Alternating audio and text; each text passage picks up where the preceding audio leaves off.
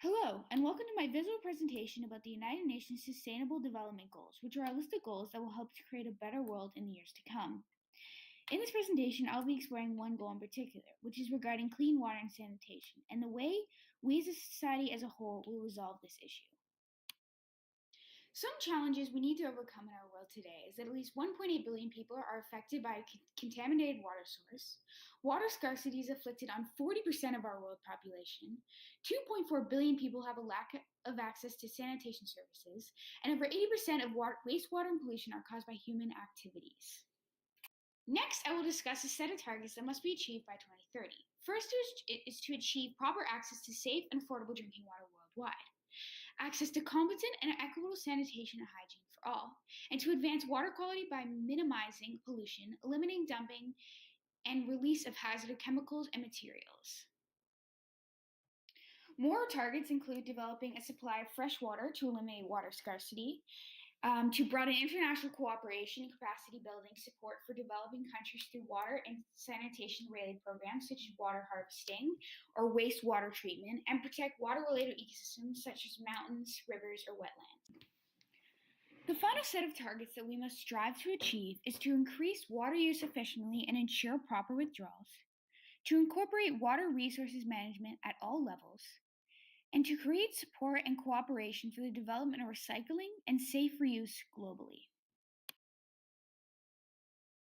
Next, I will explore indicators, which is a set of proportions and relations that we must obtain.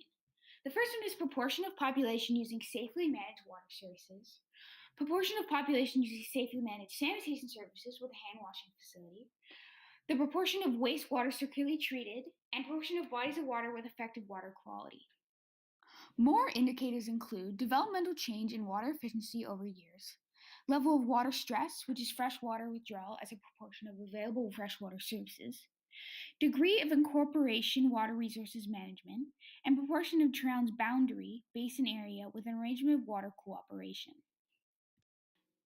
The final list of indicators that I will discuss is developmental change in the expansion of water-related ecosystems over time, degree of water and sanitation-related official development assistance that is connected to the government spending plan, and proportion of administrative units with authorized policies for participation of local community, particularly in management.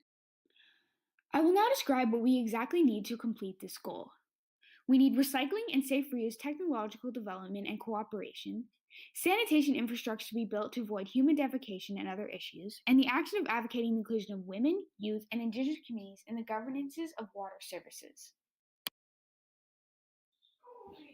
We also need to generate awareness of multiple topics and turn that awareness into successful action plans, create and support influential organizations and campaigns, invest in research and development regarding water and sanitation, and for social organizations to keep governments accountable for solutions.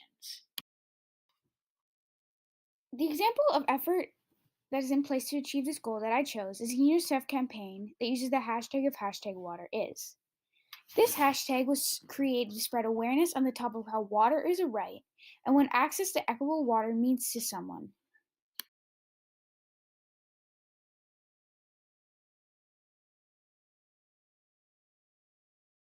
Created using Powtoon.